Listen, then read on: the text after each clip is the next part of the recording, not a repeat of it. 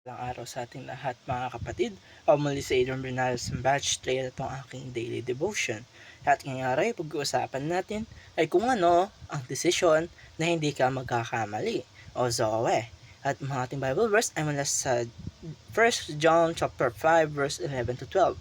Sasabi sa ating scripture ngayong araw, "And this is the testimony God has given us, eternal life, and this life is in His Son.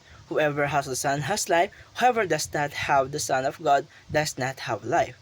Mga kapatid, ito ay isang diretso at malinaw na mensahe sa atin.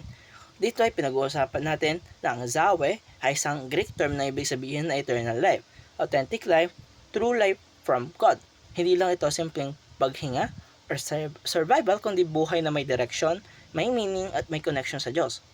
Sa dami ng desisyon natin sa buhay, anong course ang pipiliin, ang trabaho ang ating kukunin, at kung sino liligawan, paano gagastusin ang pera, at kung paano haharapin ang ating future.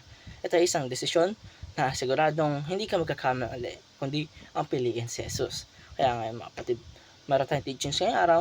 Ang unang-una dito ay real life is not found in success, wealth, relationships, but in Jesus alone.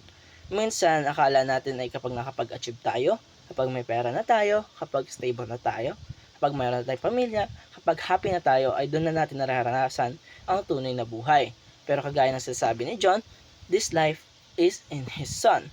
Kung wala si Jesus, ay kahit gaano ka pa ka-productive, ka-successful, ka-accomplish, ay pwede pa rin maging empty ang iyong pakiramdam. True life is not measured by what we have, but by who we belong to. Kalawa, choosing Jesus is the one decision that echoes into eternity. Lahat ng decision natin dito sa mundo ay temporary lamang.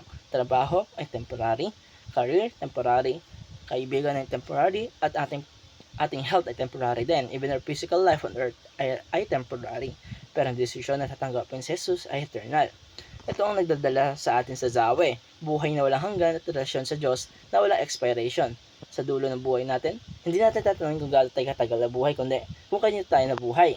At panghuli, without the Son, life is incomplete, but with Him, we are truly or fully alive. Sabi sa passage ng araw, whoever does not have the Son does not have life. Ito ay isang straightforward at walang gray area. Tinawag tayo dito sa clarity. Hindi lang natin pwedeng i-admire si Jesus, hindi lang pwedeng i-respeto si Jesus, hindi lang pwedeng appreciate si Jesus. Kailangan natin siya tanggapin at sundin ng Panginoon nating buhay. At yung pag ginawa natin nun, ay kahit may struggles tayo, kahit may storm sa buhay natin, kahit may uncertainties, at we are fully alive because our identity and purpose are anchored in Him. At ito tapos ang aking daily devotion. Maraming salamat sa panonood.